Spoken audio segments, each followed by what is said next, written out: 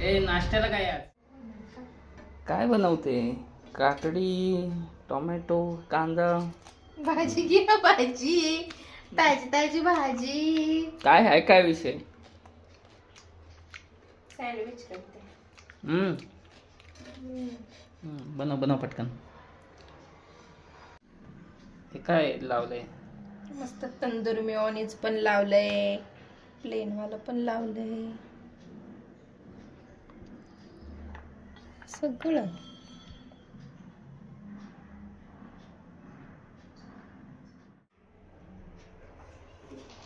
धरा, भूक लागलेली ना, मस्त सँडविच.